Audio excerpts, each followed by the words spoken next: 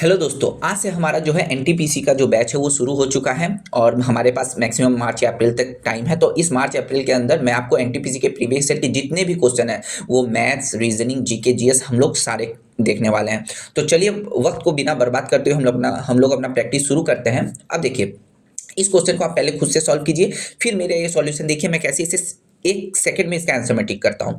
मुझे बोला गया है कि एक बास्केट में कुछ मैंगो है जो कि इन एवरी मिनट वो क्या हो रहे हैं, डबल हो रहे हैं। और मुझे बोला गया है कि पूरा जो बास्केट वो फिलअप होने में उसको 30 मिनट्स का टाइम लग रहा है। वो अब मुझे पूछ रहा है कि कितने वक्त में, ठीक है, कितने वक्त में वो बास्केट जो है वो हाफ फिल होगा, ठीक है, हाफ पूरा होगा। तो ये हमारा जो आंसर होगा वो हो जाएगा 29। देखिए मैंने ये 1 सेकंड में लगा दिया बाई लॉजिक। आप पूछोगे ये कैसे हुआ? देखिए कुछ नहीं, आपको पता है वो हर 1 मिनट में कितना हो रहा है, डबल हो रहा है। तो सपोज करिए कि मेरे मेरे पास पहले एक मैंगो था। अब इसे डबल होने में, 2 मैंगो होने में उसे 1 मिनट का टाइम लगा होगा, फिर से 4 होने में उसे 2 मिनट का टाइम लगा होगा। इस तरीके से वो हर एक मिनट में क्या हो रहा है, डबल हो रहा है। अब देखिए वो, अब ये तो बात आप इसे यहाँ पे रख दीजिए। अब देखिए 30 मिनट में बोल रहा है वो मेरा बास्केट फुल हो जा रहा है। इसका मतलब क्या, ठीक उसके पहले वाले मिनट मतलब 29th मिनट में वो क्या रहा होगा, वो हाफ रहा होगा। आप पूछोगे कैसे हाफ रहा होगा? देखिए, अगर ये 29 मिनट में हाफ रहा होगा तभी तो इसके बाद वाला मिनट मतलब जो 1 मिनट मेरा लग रहा है उस 1 मिनट में ये क्या होगा, ये कंप्लीट हो जाएगा, क्योंकि ये हाफ वाला डबल हो जाएगा तो ये पूरा हो जाएगा। समझ में आ रहा है आपको? तो इसलिए इसका जो आंसर होगा वो 29 मिनट होगा। ठीक है, तो बड़ा ही लॉजिक के ऊपर बेस्ड था, बड़ा ही सिंपल सम था, आप इसे 1 सेकंड के अंदर टिक कर सकते थे। नेक्स्ट जो हमारा सवाल है वो बोला है 250 का 27% और माइनस 1000 का 0.02% किसके बराबर होगा? तो देखिए अगर आप इसको देख के घबरा जा रहे हैं तो इसको घबराने की कोई बात नहीं है। आप इसे मैक्सिमम 5 या 10 सेकंड में सॉल्व कर सकते हैं। कैसे सॉल्व कर सकते हैं? देखिए आप इसे खुद से करिए, देखिए आपको कितना वक्त लगता है और मैं इसे कितने जल्दी करता हूँ। देखिए आपको क्या करना है, आपको बस इतना देखकर आपको बस अब 250 का 27% और 1000 का 0.02 निकालने की कोई ज़रूरत नहीं है। देखिए यहाँ पे जो 1000 का 0.02% है ये मेरा बहुत ही छोटा वैल्यू आएगा, बहुत ही मिनिमम वैल्यू आएगा, तो इसको हम लोग इग्नोर कर सकते हैं। We can ignore it. Okay, इसको इग्नोर कीजिए, मुझे बस इस पर फोकस करना है। तो देखिए, तो 250 का 27%, ठीक है, तो आपको क्या करना है, आप पहले इस 25 को 27 से मल्टीप्लाई करो। तो मेरा अगर 25 को 27 से मैं कैसे मल्टीप्लाई करूं? तो देखिए आपको क्या करना है, आप क्या 25 को 27 को क्या आप इस तरीके से लिख सकते हो, 25 + 2। मैं आपको फास्ट कैलकुलेशन का तरीका भी बता रहा हूँ। तो अब देखिए ये आपके लिए बहुत ईजी हो जाएगा। तो देखिए इन दोनों को मल्टीप्लीकेशन तो आपको पता होगा, 625। अब 25 को 2 से मल्टीप्लाई करिए तो कितना हो रहा है, 50। तो आपके पास कितना आ जा रहा है, ये आपका आ जाएगा 6750। तो आपको ऑप्शन में 67 के करीब क्या क्या दिखाई दे रहा है? तो देखिए आपके पास सिर्फ ऑप्शन सी है जो 67 है, ठीक है, तो यही आपका आंसर हो जाएगा। बाकी आपका कोई भी आंसर नहीं होगा, क्योंकि इसका जो ये 1000 का 0.02% ये बहुत ही नेग्लिजिबल होगा। ओके, तो चलिए अब नेक्स्ट क्वेश्चन पे चलते हैं। देखिए आपने कितनी जल्दी इसे सॉल्व कर लिया। इस क्वेश्चन को भी आप देखिए बड़ी इजीली सॉल्व कर लेंगे। आपको बोला गया है √3 का पावर n है और यहाँ पे मुझे 729 दे दिया गया है। तो इसे देख के घबराना नहीं है, मुझे n का वैल्यू निकालना है। तो मैं कैसे निकालूंगा? ठीक है, ये जो n है ये मेरे इसके ऊपर है, ठीक है, यहाँ पे थोड़ा करेक्शन कर लीजिएगा। तो देखिए क्या मैं इसे कह सकता हूँ, मेरे पास जब भी मेरे पास अंडर रूट पे कुछ होता है, ठीक है, सपोज करिए अंडर रूट पे मेरे पास 4 है, तो क्या मैं इसे 4 के पावर हाफ लिख सकता हूँ? ठीक है, आप बोलोगे बिल्कुल हाफ लिख सकते हैं, तभी तो इसका वैल्यू 2 आएगा। ओके, अब अगर मुझे दे दिया गया अंडर रूट के पावर 8, तो मैं क्या इसके 8 टू द पावर हाफ लिख सकता हूँ? आप बोलोगे बिल्कुल। तो यहाँ पे अंडर रूट 3 है, तो क्या मैं इसके 3 टू द पावर 1/2 लिख सकता हूँ? और यहाँ पर तो ऊपर n है। अब ठीक है, अब मैं 729 को ब्रेक करता हूँ। इसको भी मैं, जब यहाँ पे मेरे पास 3 है तो मैं इसको भी 3 के बेस पे लिखने की कोशिश करूंगा। तो कैसे लिखूं? तो देखिए आप एक बार में अगर नहीं लिख सकते तो इस तरीके से लिखिए। 729 किसका क्यूब होता है? 9 का क्यूब होता है, ठीक है। अब क्या आप 9 को इस तरीके से 3 स्क्वायर और इसका क्यूब इस तरीके से लिख सकते हैं? आप बोलोगे बिल्कुल लिख सकते हैं। इसका मतलब इन दोनों का अगर मैं मल्टीप्लाई कर दूं तो ये कितना आ जाएगा, 3 टू द पावर 6, ठीक है। आपको आई होप समझ में आया होगा। अब देखिए, अब मैं यहाँ पे लिखता हूँ, अब इन दोनों को भी आपको मल्टीप्लाई करना है, तो ये आ जाएगा मेरे पास n/2, ठीक है। अब जब दोनों यहाँ पर भी 3 और यहाँ पर भी 3 है, तो मैं इन दोनों 3 को इग्नोर कर सकता हूँ और 9/2 = 6 लिख सकता हूँ। मतलब क्या है कि ये वाला जो पोर्शन है, ऊपर वाला पोर्शन इस ऊपर वाले पोर्शन के बराबर हो जाएगा। तो n का वैल्यू कितना आ गया, 12। तो ये मेरा 12 आंसर हो गया। इसको आप बहुत ही फटाफट सॉल्व कर सकते हैं, ठीक है। चलिए नेक्स्ट क्वेश्चन पूछा है, बोला है कि Harish and Vimal can complete task in 20 days. ठीक है, 20 दिन में हरीश एंड विमल दोनों मिलकर एक टास्क को कंप्लीट करते हैं। बोला है they work it for 15 days, 15 दिन उन्होंने काम किया और उसके बाद विमल क्या हो गया, छोड़ के चला गया। अब बोला है the remaining work was done by Harish alone, अब हरीश ने उसे अकेले किया और कितने दिन में किया, 10 दिन में, मतलब जो बचा हुआ काम था वो 10 दिन में उसने कंप्लीट किया। अब मुझे पूछ रहा है कि हरीश अगर पूरे काम को करता तो कितने दिन में करता। ठीक है, देखिए अब देखिए यहाँ पे आप इसको बहुत जल्द किस तरीके से सॉल्व कर सकते हैं। आप यहाँ पे मान लीजिए कि हरीश एंड विमल ने जब 20 दिन में एक काम को कंप्लीट किया, आप सपोज कर लीजिए कि जो टोटल मेरा वर्क था वो 20 ही वर्क था और 20 वर्क को ही उन्होंने कितने दिन में किया, 20 डेज में किया, मतलब 20 काम को 20 दिन में किया। ठीक है, तो 15 दिन में कितने काम करेंगे, तो आप बोलेंगे 15 दिन में भाई 15 काम करेगा, जब 20 दिन में 20 काम कर रहा है तो 15 दिन में 15 काम करेगा। तो मेरे पास कितना काम बच गया होगा, तो मेरे पास यहाँ पे 5 काम बच गया होगा। अब इस 5 काम को करने में हरीश कितना वक्त लगा रहा है, हरीश वक्त लगा रहा है 10 दिन। अब मुझे पूछा गया है कि पूरा काम को करने में कितना दिन लगाएगा, तो पूरा काम मेरे पास कितना था, 20 था, तो 5 का ये जो 20 है वो कितना गुना है, 4 गुना है, तो 10 का भी ये 10 का भी मुझे क्या करना पड़ेगा, 4 गुना करना पड़ेगा, मतलब 40 दिन में वो पूरा करेगा। आई होप ये आपको समझ में आया होगा। तो यहाँ पे आंसर 40। आपको एग्जाम में इतना ही फास्ट करना है। ठीक है, अब चलिए नेक्स्ट क्वेश्चन क्या बोला है, the HCF of two number is 6 and their LCM is 84। अब देखिए एचसीएफ और एलसीएम मुझे दोनों बता दिया गया है, उसमें से एक नंबर मुझे दे दिया गया है 42। अब मुझे बताया गया कि सेकंड नंबर क्या होगा। आपको सिंपल सा फॉर्मूला पता है, HCF into LCM equals to first number into second number. ठीक है, तो एक नंबर मुझे बता दिया गया है, तो चलिए आप यहीं पे काटाकुटी कीजिए, आप यहाँ इस इक्वेशन में लिखने की कोई जरूरत नहीं है। तो देखिए यहाँ पे 42 से ये आ जाएगा 2, तो यहाँ इन दोनों को मल्टीप्लाई करेंगे तो कितना आ जाएगा, 6 दूनी 12, मतलब ये हो गया 12 आंसर। फटाफट, बस मैक्सिमम 10 सेकेंड, उससे ज़्यादा नहीं। नेक्स्ट जो सवाल है हमारा पूछा है कि X square Y square plus 1/x² का वैल्यू मेरा 83 दे दिया गया है। अब मुझे पूछा है एक्स वाई और -1/xy का क्या वैल्यू होगा। इसे देख के घबराना बिल्कुल नहीं है, ये a plus 1/a equals to मेरा अगर कुछ भी दे दिया हो, सपोज करिए p दे दिया है, तो a² प्लस 1 बाई और यहाँ पे a² plus 1/a² equals to p² -2, ये आपको पता होगा। और एक फॉर्मूला है क्या, मेरे पास a-1/a भी अगर आपके पास दे दिया गया हो p, और a² प्लस 1/a² का जो वैल्यू निकल के आएगा यहाँ पे आ जाएगा p² + 2। ठीक है, ये दोनों चीजें आपको पता अगर हैं तो आप इसका 1 सेकंड में आंसर निकाल दोगे। क्या है, देखिए यहाँ पे मुझे जो फॉर्मूला यूज करना है वो ये वाला सेकंड वाला करना है, क्योंकि देखिए आप एक्स वाई को क्या पकड़ लो, एक्स वाई को आप ए पकड़ लो और इसको, तो ये क्या हो जाएगा 1/a। यहाँ पर भी ये क्या है, a² प्लस 1/a²। तो मुझे ये सेकंड वाला दे दिया गया है, मुझे फर्स्ट वाले पे जाना है। इसके मतलब क्या है कि इस 81 में मेरा, इस 83 में मेरा कुछ है और उसके साथ मेरा +2 ऐड है, तो इसका मतलब +2 ऐड है, तो +2 निकाल दूंगा तो ये हो जाएगा 81। तो p का जो वैल्यू हो जाएगा, ये p² का वैल्यू मेरे पास 81 है, तो p का वैल्यू क्या हो जाएगा 9। इसका मतलब तो p का जो वैल्यू क्या हो गया, ये मेरे पास 9 आ गया, तो a-1/a का वैल्यू क्या आ जाएगा 9। आप अगर आपको ये सारी चीज़ें पता है तो आप फट से आंसर कर दोगे। ठीक है, नेक्स्ट जो क्वेश्चन है बता रहा हूँ, the ratio of the number of females to the male, female और मेल का जो रेशियो मुझे बता दिया गया है 2:3। बोला है अगर उस कंपनी में टोटल 90 वर्कर्स हैं तो बताओ टोटल नंबर ऑफ एम्प्लॉई कितने हैं। तो देखिए आपको इसमें घबराने की कोई बात नहीं है, 2:3 आपका यहाँ पे फीमेल और ये मेल है। तो देखिए मेल का कितना बता दिया है 90, तो यहाँ पर मेल का जो रेशियो है 3 है, तो 3 बराबर कितना है 90 है, मतलब इससे 30 गुना है। तो मुझे बताया गया टोटल वर्कर कितने होंगे। ठीक है, तो आपको अब फीमेल का नहीं निकालना है, आपको क्या करना है, बस इन दोनों को ऐड कर दो 5 और ये 30 का मल्टीप्लीकेशन है, तो 30 मतलब 150 आंसर। बस फटाफट निकाल के चलो। ओके, नेक्स्ट जो क्वेश्चन है बोला if the area of the circle 154 centimetre square है, यहाँ पे ये 2 ये ऐसे नहीं होगा, ये स्क्वायर है, आप हिंदी में देखिएगा तो आपको पता चलेगा। बोला है सरकमफरेंस कितना होगा। आपको एक बात याद रखना है, जब भी आपका एरिया 154 आएगा, आप हमेशा उसका रेडियस कितना होगा 7।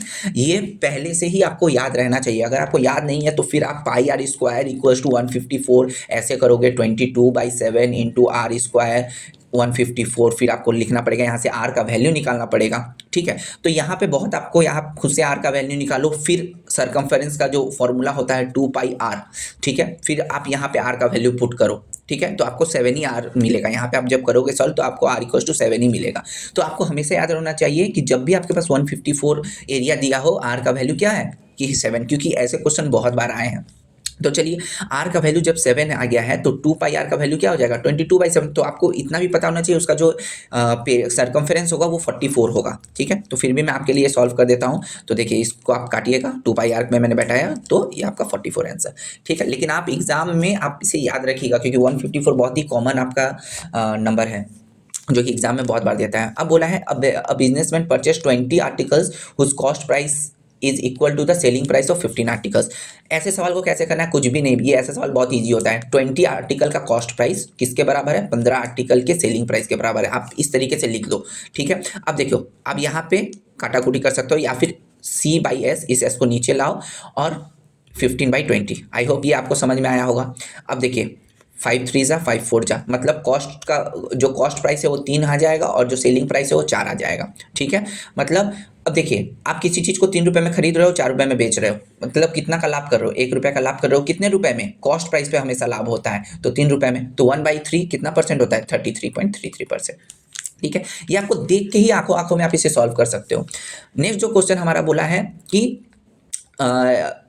3√2 + 2 और 3√2 - 2 ऑफ 13 + 15, ये आपका कितना होगा। तो ठीक है, तो आपको ये देख के ही पता लग जा रहा होगा कि ये प्लस और ये माइनस है, तो मतलब ये a² - b² के फॉर्मूला में है। तो क्या मैं इसे लिख सकता हूँ 3√2 का होल स्क्वायर - 2 का होल स्क्वायर।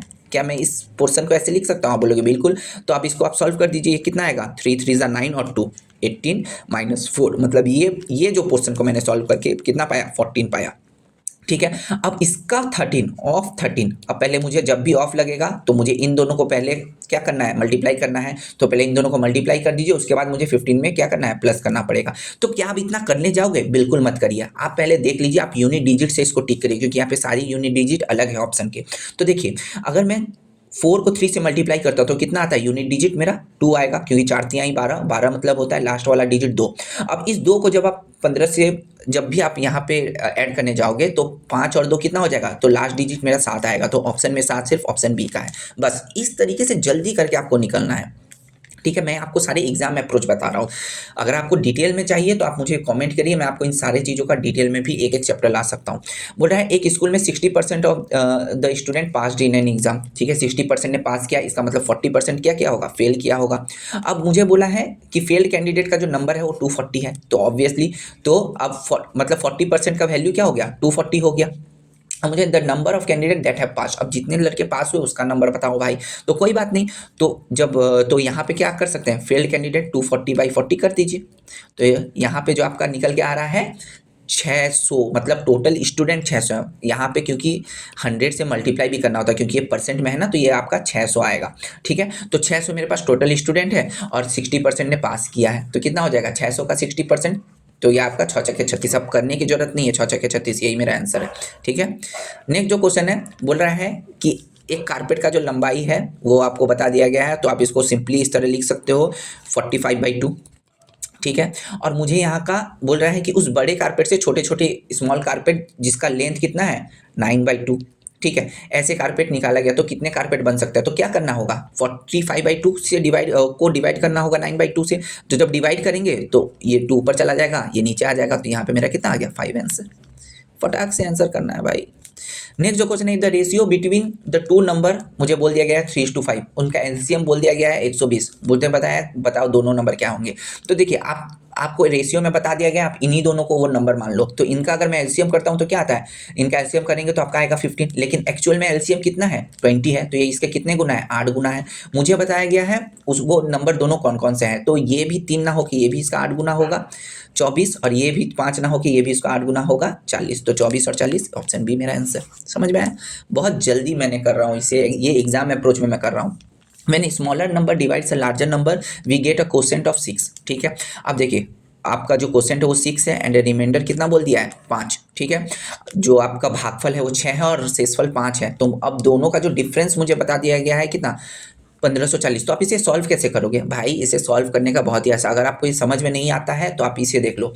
अगर मैं सपोज आप इस क्वेश्चन को भी भूल जाओ, मैं छोटा सा आपको एक ये कहता हूँ, सपोज मैंने 8 को 3 से डिवाइड किया, तो मेरा जो भागफल आएगा वो कितना आएगा, अगर मैं इसको ऐसे इजीली सॉल्व करता हूँ तो ये देखिए मेरा कुछ ऐसा आया। देखिए अगर मैं आपको बोलूँ कि ये जो 8, अगर सोचिए मैं आपको 8 नहीं देता, आप 8 को कैसे लाते, तो हमेशा क्या होता है आपको 3 से 2 को मल्टीप्लाई करना पड़ता और फिर इस 2 को उस पर ऐड करना पड़ता, मतलब 3 इंटू 2 करना पड़ता, फिर ये जो शेषफल है शेषफल को उसमें 2 करते तो आपको ये बीच वाला नंबर मिल जाता। तो यहाँ पर भी मुझे स्मॉलर नंबर नहीं पता, तो स्मॉलर नंबर को x मान लो, और मुझे ये वाला नंबर भी नहीं पता, मुझे क्या पता है ये 6 वाला पता है, और नीचे जो मेरा भागफल आएगा 5 वो पता है। तो मैंने क्या कहा था, बस इन दोनों को मल्टीप्लाई करो 6x और ये +5, ये जो +5 कर दो तो ये जो बड़ा नंबर है मेरा ये आ जाएगा 6x + 5, ये मेरा बड़ा वाला नंबर है, ये छोटा वाला नंबर है। अब आप इसे इजीली सॉल्व कर सकते हो। इन दोनों का डिफरेंस, मतलब ये बड़े वाले और छोटे वाले का ही तो डिफरेंस मुझे बता दिया गया कितना, 1540।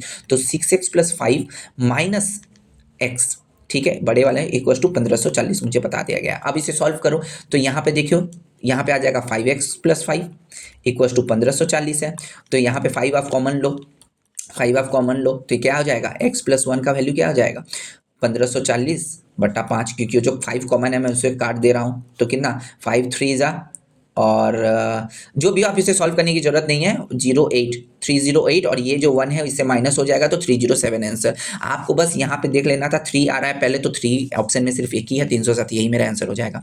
नेक्स्ट जो क्वेश्चन है वो मेरा क्या बोला है, बहुत ही इजी क्वेश्चन है। देखिए आपको अगर पता है साइन 90 - थीटा क्या होता है, वो होता है कॉस थीटा, और या फिर कॉस 90 - थीटा ये क्या होता है, ये मेरा होता है साइन थीटा। अगर ये आपको पता है तो आप इसे इजीली सॉल्व कर लोगे, ठीक है। तो यहाँ पे आप किसी एक को ही चेंज करो, ठीक है, या तो कॉस को या तो साइन को। मैं यहाँ पे साइन को ही आपके लिए चेंज कर देता हूँ, तो यहाँ पे ऊपर वाले साइन को चेंज करूंगा तो वही cos 67 आएगा, और नीचे ऑलरेडी cos 67 है, ठीक है। तो ये दोनों कट के 1 हो जाएगा। यहाँ पर भी सेम केस बन रहा है, साइन को आप अगर करोगे चेंज तो यहाँ पे आपका cos 71 आ जाएगा, तो ऊपर नीचे कट के 1, तो 1 + 1 कितना हो जाएगा 2 आंसर, ठीक है। ये तो आपको देख के ही पता लग जाना चाहिए था, ठीक है, फिर भी मैंने आपके लिए सॉल्व कराया। बोला है the difference between the simple interest and the compound interest for 3 years आपको निकालना है, तो आप कैसे निकालोगे। देखिए इसका एक डायरेक्ट फॉर्मूला है, अगर आपको डिफरेंस निकालना है फॉर 3 ईयर्स, ठीक है, CI और SI का, ठीक है, आप ये फॉर्मूला आप यहाँ पे लिख सकते हो, मैं आपको अच्छी तरीके से लिखा दे रहा हूँ। CI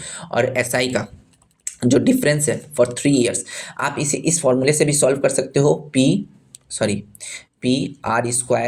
बाई, ये आपका हो जाएगा कितना, ये आपका हो जाएगा 100, PR²/100, और यहाँ पे 300, ओके 100 का ये आपका क्यूब हो जाएगा, ठीक है। और यहाँ पे आपका क्या हो जाएगा, PR²/100 का क्यूब और 300 + R, ये आपका डायरेक्ट एक फॉर्मूला है, लेकिन मैं इसको फॉर्मूला से सॉल्व नहीं करूंगा। आप इसे फॉर्मूला में पुट करके देख सकते हैं, लेकिन मैं इसे फॉर्मूला से पुट नहीं करूंगा, क्योंकि यहाँ पे जो सिंपल इंटरेस्ट है मेरे पास, यहाँ पे जो रेट ऑफ इंटरेस्ट है बहुत ईजी है।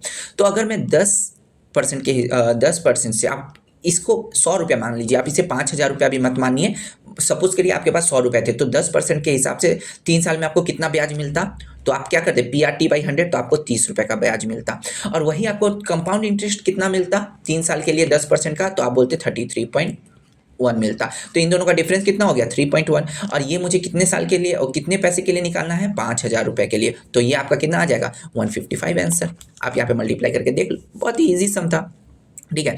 चलते हैं नेक्स्ट क्वेश्चन की तरफ। बोल रहा है the perimeter of the 2 similar triangle मुझे बता दिया गया है, और मुझे बता, देखिए सिमिलर ट्रायंगल में क्या होता है, दोनों का जो रेशियो होता है, साइड का रेशियो और पेरीमीटर का रेशियो, एरिया का रेशियो, जो भी बोलिए वो समान होता है दोनों का।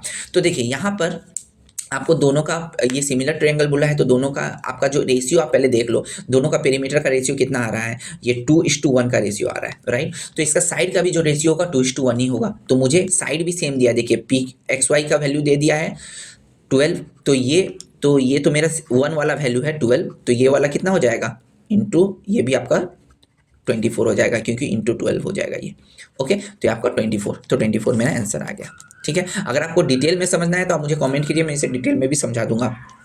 बोल रहा है 2 ट्रेन हैं जो कि 80 और 70 किलोमीटर की स्पीड से ऑपोजिट डायरेक्शन में दौड़ रहे हैं, ठीक है। तो आपको जब भी ऑपोजिट की बात आ गई तो आप क्या करोगे, दोनों ट्रेन की स्पीड को क्या करोगे, जो आपका रिलेटिव स्पीड है वो प्लस हो जाएगा, तो 80 और 70 आपका 150 किलोमीटर/आवर। लेकिन आप यहाँ पे देखिए बात सेकेंड और किस में हो रही है, मीटर में हो रही है। तो आपको 150 किलोमीटर को मीटर पर सेकेंड में कम अगर निकालना है तो आप इसको क्या करना है 5/18 से आपको क्या करना पड़ेगा, मल्टीप्लाई करना पड़ेगा। ठीक है, तो ये मेरा मीटर पर सेकंड में आया है। तो ठीक है, अभी मैं कुछ नहीं करता हूँ, अब मैं आगे चलता हूँ। बोला है कि दोनों क्या कर रहे हैं, क्रॉस कर रहे हैं 30 सेकंड में ईच अदर को। ठीक है, 30 सेकंड में कर रहे हैं, तो एक ट्रेन की लेंथ मुझे बता दी गई है, दूसरे ट्रेन का लेंथ मानूं मैं। तो ये तो मेरे पास स्पीड निकल के आ गया। अगर मैं स्पीड के साथ मैं क्या करता हूँ, टाइम को मल्टीप्लाई करता हूँ, तो मेरा क्या आ जाएगा, लेंथ आ जाएगा। तो लेंथ क्या होगा, अगर मैं टोटल लेंथ की बात करूँ तो ट्रेन ए प्लस ट्रेन बी, इन दोनों का जो टोटल लेंथ होगा वही लेंथ को ये ट्रेन कवर कर रहा है। ठीक है, तो देखिए, तो एक ट्रेन का तो मुझे 300 बता दिया गया है। ठीक है, मुझे दूसरे ट्रेन का निकालना है, तो कैसे निकालूं, पहले इसको सॉल्व करिए। तो चलिए मैं इसको सॉल्व करता हूं। तो यहाँ पे मेरा क्या आ जाएगा, यहाँ पे 10, यहाँ पे 6, यहाँ पे 25। तो यहाँ पे मेरा कितना आ जाएगा, 25 25 125 मतलब 1250। और यहाँ पे इस 300 को यहाँ ला देंगे तो माइनस कर देना है 300, तो 950 मेरा आंसर आ गया। ठीक है, बस ये मैं एग्जाम अप्रोच से करा रहा हूँ, बहुत फास्ट करा रहा हूँ। The capacity of cylindrical tank मेरा कितना बोल दिया है, 2376। इफ द रेडियस 21 बोल दिया है, तो मुझे डेप्थ बताइए। तो ठीक है, तो डेप्थ मतलब क्या, एक सिलेंडर का डेप्थ क्या होता है, उसका हाइट ही तो उसका डेप्थ है। तो ठीक है, तो मुझे यहाँ पे कैपेसिटी मतलब वॉल्यूम मुझे क्या बता दिया गया है, πr² h का जो है 2376। मुझे क्या बता दिया गया है, रेडियस बता दिया गया है, तो 22/7 इंटू रेडियस मेरा कितना हो गया, 21 into 21 into H equals to 2376। अब क्या मैं इसे सॉल्व करने जाऊं इतना बड़ा एग्जाम में, नहीं, मैं देखिए मैं कितनी जल्दी से डिजिट सम के हेल्प से सॉल्व करता हूं। डिजिट सम अगर आपको पता नहीं है तो आप यहाँ से सीख जाइए। पहले आपको जो काटना है वो काट दीजिए, A3। ठीक है, अब देखिए डिजिट सम मतलब होता है आपका पास जो भी नंबर है उन दोनों नंबर को ऐड कर दो। इन दोनों नंबर को ऐड किया तो कितना आया 4, और इन दोनों नंबर को ऐड किया तो मेरे पास आया 3। ठीक है, अब देखिए, अब मुझे आप एक बात बताइए, जब ये तीनों नंबर क्या है मेरे साथ मल्टीप्लिकेशन में है, तो 4 इंटू 3 इंटू 3 क्या हो जाएगा, 4 तिहाई 12 तिहाई 36, मतलब 36 मतलब जो मेरा 36 आ रहा है वो उसका भी डिजिट सम कितना आ जा रहा है 9। तो कहीं ना कहीं ये मेरे पास 9 इंटू एच है, और इसका भी आप डिजिट सम में लिखो 7 2 9 और 6 3 9, मतलब ये भी मेरे पास कितना है 9 + 9 18 ही होता है, मतलब ये भी 9 है। तो अब आप देखिए कि आपके पास 9 हो या फिर 0 हो। ठीक है, 9 हो या फिर 0 हो, वही आपका, आप इसे 9 भी पकड़ सकते हैं। डिजिट सम में हम 9 को क्या पकड़ते हैं, 0 ही पकड़ते हैं। 0 बोलिए 9 पकड़िए। तो आपके ऑप्शन में कौन सा ऑप्शन आपको 9 दे रहा है, आप पहले देख लो। तो आप देखिएगा जो पहला वाला ऑप्शन है सिर्फ वही आपको 9 दे रहा है, तो वही आपका आंसर होगा। ठीक है, वही आपका क्या होगा, आंसर होगा, क्योंकि 9 पकड़ो या फिर 0 पकड़ो, आपका क्या होगा, वही आंसर होगा। तो ये आपका, अगर आपको डिजिट सम का कॉन्सेप्ट नहीं पता तो आप मुझे कमेंट करिए, मैं आपको डिजिट सम का कॉन्सेप्ट भी बता दूंगा। ठीक है, नेक्स्ट जो सवाल है, या फिर आप इसको सॉल्व करिए इतने बड़े को, अगर आपके पास उतना वक्त है तो आप इसे सॉल्व करिए इतने बड़े को। ठीक है, या फिर डिजिट सम का जो कॉन्सेप्ट है आप मुझे बताइए, कमेंट करिए, तो मैं आपको बता रहा हूँ। बोला है दो संख्या का जो सम है वो 25 है, तो पकड़ लीजिए दो संख्या a + b 25 है, और डिफरेंस कितना है a - b कितना हो गया 15 हो गया। मुझे बताइए दोनों संख्या का रेशियो क्या है। तो आपको ये पता होना चाहिए, जब भी आपके पास ऐसे नंबर दिए होंगे कि किसी का प्लस और किसी का माइनस में, आपको बड़े वाले नंबर, यहाँ पे मैं मान लेता हूँ a बड़ा वाला नंबर है, क्योंकि बड़े वाले नंबर से छोटे वाले नंबर को माइनस करेंगे तभी आपका प्लस में आएगा। तो a बड़ा है मेरा, तो बड़े वाले नंबर को आप कैसे निकालोगे, दोनों को ऐड कर दो और डिवाइड बाई 2 कर दो। 25 + 15 40/2 20, और छोटे वाले को निकालने के लिए क्या करना होगा, दोनों को माइनस करके 2 से डिवाइड कर दो। आप ये कॉपी में लिख लो अगर आपको नहीं पता। तो 25 - 15 क्या होता है 10, और 25 - 15 10, और ये 2, तो यहाँ पे आपका कितना हो गया 5। तो इन दोनों का रेशियो कितना हो जाएगा 4:1। ठीक है, 4:1 मेरा आंसर है। बस इसे फटाफट सॉल्व करो। नेक्स्ट जो क्वेश्चन है हमारा, बोला है, देखिए बहुत ही वो जो आपको पहले वाला क्वेश्चन कराया था आप वहाँ पे से कर सकते हो। x + 1/x 9 है, तो x² + 1/x² क्या हो जाएगा, तो बस 9 के स्क्वायर से -2 कर दो, तो कितना आ जाएगा 79 आंसर। बस आ गया। अब मुझे बोला है इसका मुझे मान निकालना है। तो देखिए यहाँ पे आपको दिख रहा होगा ये दोनों स्क्वायर में है, तो ये a² - b² के फॉर्मूले में है, तो 0.27 माइनस 0.13, और ये हो गया a² - b² का फॉर्मूला क्या होता है a + b into a - b। ठीक है, तो ये हो गया मेरा a² - b² का फॉर्मूला, और नीचे तो ये ऑलरेडी मेरे पास है ही, तो ये एक और ये प्लस वाला कट जाएगा, और ऊपर मुझे क्या करना है, दोनों को सब माइनस करना है, तो दोनों को माइनस करिए। तो देखिए बस यूनिट डिजिट को माइनस करिए, तो लास्ट में 4 आएगा, लास्ट में 4 सिर्फ इस ऑप्शन का है, तो ये मेरा आंसर है। पूरा नहीं सॉल्व करना है आपको, जल्दी फटाफट सॉल्व करना है। ये भी देखिए x + 1/x के ये पे ये, इससे देख के घबराना बिल्कुल भी नहीं है। आप इस पोर्शन को तो सॉल्व कर लोगे, इस पोर्शन को मैं आपको सॉल्व करना सिखा देता हूँ। तो देखिए क्या कॉट का मतलब क्या होता है 1/10 ही तो होता है। ठीक है। तो क्या ये ऐसा नहीं लिखा गया है 10 + 1/10 इक्वल्स टू मेरा कितना दे दिया गया है 5 दे दिया गया है। और मुझे क्या किसका वैल्यू निकालना है 10 स्क्वायर + 1/10 स्क्वायर, क्योंकि कॉट स्क्वायर मतलब तो 1/10 स्क्वायर मतलब वही a + 1/a वाला फॉर्मूला। तो इसका जब मैं स्क्वायर करता हूँ तो क्या आ जाएगा, तो इसके स्क्वायर से -2 करना है तो 25 - 2 मतलब हो गया 23।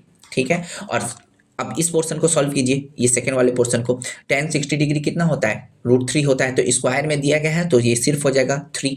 तो 3 × 2 कितना हो गया 6, तो 6 और 23 29 आंसर। फटाफट करिए। नेक्स्ट जो क्वेश्चन है, a class of 48 student on a specific day कितना आए थे, कितना प्रेजेंट था। अच्छा ऊपर दिया गया है 3/8 प्रेजेंट था। आप हिंदी में इसे देख सकते हो, किसी 48 छात्र थे और 3/8 क्या थे प्रेजेंट थे। तो अब मुझे बताइए तो कितने प्रेजेंट हुए होंगे, तो यहाँ पे 18 बच्चे प्रेजेंट हुए होंगे। मुझे क्या पूछा है एब्सेंटीज बताना है, कितने छात्र अनुपस्थित थे, तो 48 में से 18 अनुपस्थित थे मतलब 30 आंसर हो गया। चलिए नेक्स्ट क्वेश्चन बोला है। अब अच्छा अभी इसको सॉल्व करिए, तो इसको अभी आपको सॉल्व करने में बहुत टाइम लग जाएगा। तो देखिए यहाँ पे हम लोग फटाफट कैसे सॉल्व करते हैं, 15 × 14 करना है। देखिए आप इसको डिजिट सम के हेल्प से भी सॉल्व कर सकते हैं या फिर आप इसे ऐसे भी सॉल्व कर सकते हैं। मैं अगर डिजिट सम से हेल्प से सॉल्व करूँ तो देखिए 15 मतलब यहाँ पे ये कितना हो गया, इसका डिजिट सम 6 और ये 5, ठीक है, माइनस इसका डिजिट सम कितना हो गया 3। मैंने क्या कहा था डिजिट सम में इन दोनों अगर आपके दो संख्या में है तो आप उन दोनों को बस ऐड कर दो। और यहाँ पे 3 स्क्वायर का वैल्यू क्या होता है 9। 9 का मतलब मैंने क्या बोला था 9 का मतलब 0 ही होता है, तो आप इसे नहीं भी लिखेंगे तो चलेगा। और 17 मतलब क्या होता है 8, तो यहाँ पे 8। तो देखिए 6 × 5 = 30, 30 मतलब क्या आपका डिजिट सम 6 × 5 = 30। मैं आपके लिए खोल के लिख देता हूँ -3 + 8, 6 × 5 = 30 मतलब इसको भी आपको सिंगल, अगर आपका मल्टीप्लिकेशन करके 2 डिजिट में आ रहा है तो भी आप उसे सिंगल डिजिट में लिखिए। तो 3 - 3 + 8, तो इन दोनों को कैंसिल करिए। तो ऑप्शन में जिसका डिजिट सम 8 होगा वही मेरा आंसर होगा। तो देखिए ऑप्शन में सिर्फ 6 + 2 इसका ही डिजिट सम 8 है, तो यही मेरा आंसर है। या फिर इससे आप बैठ के सॉल्व करिए। ठीक है, मैं आपको एग्जाम अप्रोच बताने वाला हूँ। बोल रहा है the angle of elevation from a pole which is 20 metre away from the foot. ठीक है, ये पोल है और ये मेरे, अब मैं यहाँ खड़ा हूँ, ठीक है, मेरे फुट से, तो यहाँ पे 20 मीटर अवे में है। और मुझे एंगल ऑफ एलिवेशन कितना बता दिया गया है 45। और मुझे बताया गया है, बोलता है पोल का हाइट, इसका हाइट निकालना है। तो कुछ भी नहीं है, tan 45 डिग्री पुट कर दो। tan 45 डिग्री कितना होता है 1।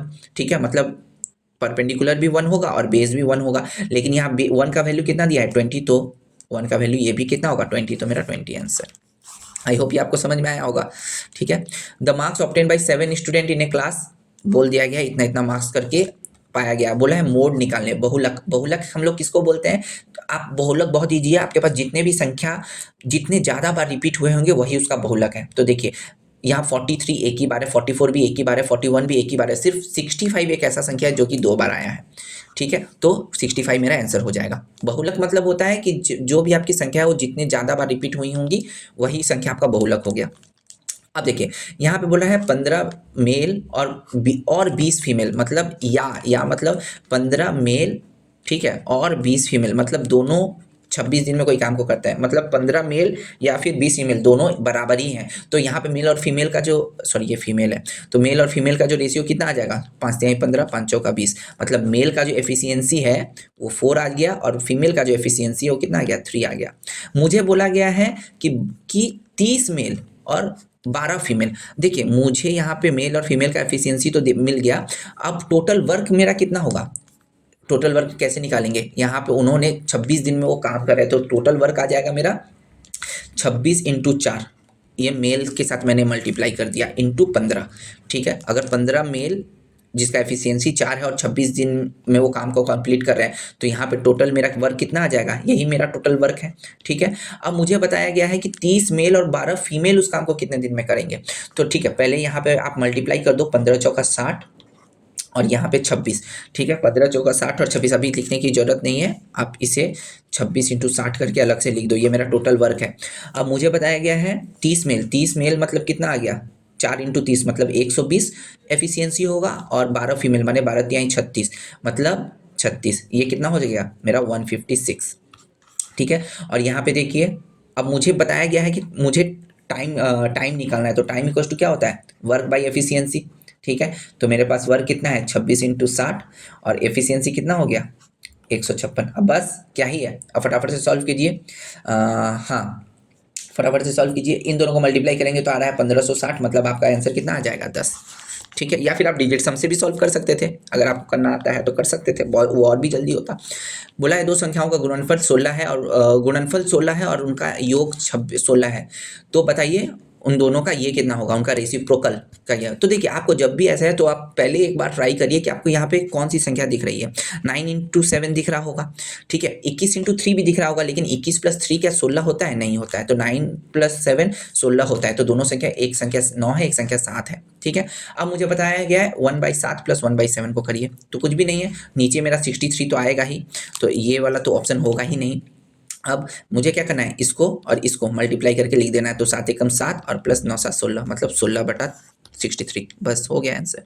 नेक्स्ट जो क्वेश्चन है, मुझे बोला गया है ए बैंक प्रोवाइड्स 5% का लोन दे रहा है to a trader 1225 for 5 years. ये बहुत ही सिंपल है, सिंपल इंटरेस्ट का फॉर्मूला आपको पता होगा, PRT/100। लेकिन मैं क्या अभी इसको, अब इसके साथ इसके साथ इसके साथ तीनों को क्या मैं मल्टीप्लाई करने जाऊंगा, और करूंगा भी तो कैसे करूंगा देख लीजिए। पीछे में जीरो है तो आप जीरो का बात छोड़ ही दीजिए, मैं 125 इंटू 5 को लेके चलता हूँ, ठीक है। अगर आपको पता है 125 ये कितना, ये 5 का क्यूब है और ये दोनों इंटू 5 स्क्वायर है, मतलब 5 का 5, तो इसका वैल्यू कितना होता है 3 1 2 5, ये मेरा आंसर। अगर आपको ये पता है तो बहुत अच्छी बात है, अगर आपको नहीं पता तो आप इस तरीके से भी सॉल्व कर सकते हो। इसको आप 5 स्क्वायर इंटू 5 में ब्रेक कर दो, और फिर से 5 स्क्वायर एक पड़ा हुआ है, 5 स्क्वायर कितना होता है 625 इंटू 5, ठीक है। अब यहाँ पे देखिए 5 के साथ में अगर 6 के साथ 5 का मल्टीप्लाई करूंगा तो देखिए मेरा पास कितना आ रहा है 30, और इसके साथ 25 25 125, मेरा मतलब कहीं ना कहीं ये वाला आंसर है, ठीक है। मतलब मेरा 3 में ही कहीं आंसर आएगा, ये दोनों ऑप्शन तो होगा ही नहीं। अगर ये वाला ऑप्शन में क्यों नहीं हो, क्योंकि 5 के साथ 8 का मल्टीप्लाई करने से वो मेरे 4 के घर पे जाता है, लेकिन मेरे पास 3 ही है, तो ये ऑप्शन हो जाएगा। इस तरीके से भी आप जल्दी से टिक कर सकते हैं। बोला है PQRS एक साइक्लिक क्वाड्रिलेटरल है, लीजिए चलिए मैं एक साइक्लिक क्वाड्रिलेटरल बना दे रहा हूँ, जो कि साइक्लिक ट्रेपीजियम है, ट्रेपीजियम बना है जहाँ पे मेरा PQ जो है वो डायमीटर है, तो PQ को मैं डायमीटर बना देता हूँ, और ये मेरा इस तरीके से क्या आ जाएगा, ट्रेपीजियम बन जाएगा। सॉरी ये ड्राइंग चीज़ है, तो ये PQ मेरा ये है और ये RS है। मुझे बोला है QPR, इसका जो वैल्यू मुझे बोल दिया गया है वो मुझे बोला है 40 डिग्री है, ठीक है, 40 डिग्री है। मुझे बोला है PSR का वैल्यू, मतलब मुझे इसका वैल्यू निकालना है। तो कैसे निकालोगे, कुछ नहीं, आपको पता होना चाहिए कि कभी भी एक सर्किल में जब भी आप डायमीटर कर रहे हो, यहाँ से आपका जो भी एंगल बनेगा दोनों छोर को मिला के ये हमेशा 90 डिग्री बनेगा। तो यहाँ पे देखिए, यहाँ पे जो आपका एंगल बन रहा है वो 90 डिग्री बन रहा है, तो इसका जो वैल्यू आ जाएगा कितना आ जाएगा 9 90 और 40 30, मतलब इसका वैल्यू कितना आ जाएगा 130 होता है, और ये वैल्यू आ जाएगा 50, मतलब PQR का वैल्यू आ जाएगा 50। अब मुझे इसका वैल्यू कैसे निकालना है, ट्रेपीजियम का दोनों ऑपोजिट साइड का जो सम होता है वो 180 डिग्री होता है, तो इसका एक ऑपोजिट साइड मुझे 50 डिग्री है तो दूसरा हो जाएगा 130 डिग्री। ओके, तो आई होप दोस्तों ये आपको बहुत, मैंने एग्जाम अप्रोच से मुझे पता है कि मैंने बहुत जल्दी करवाया है, लेकिन आपको अगर डिटेल में करना है तो आप मुझे कमेंट करिए, मगर आपको एग्जाम में इतना तेज ही करना पड़ेगा, तभी आप जल्दी से जल्दी दूसरे जो भी सब्जेक्ट है उसके लिए आप टाइम पाओगे, ठीक है। तो आई होप दोस्तों ये वीडियो अगर आपको अच्छा लगा है तो इस पर आप मुझे लाइक कीजिए और अपने दोस्तों के साथ शेयर कीजिए, और इसको आप सब्सक्राइब कर लीजिए इस चैनल को। अब नेक्स्ट जो मेरा जो टॉपिक आएगा वो आपका इसके बाद वाले शिफ्ट का शिफ्ट 2 का मैं लेके आऊँगा, और बाकी जो अदर सब्जेक्ट है उसका भी मैं लाऊँगा, ठीक है। तो थैंक यू वेरी मच दोस्तों, आज के लिए बस इतना ही।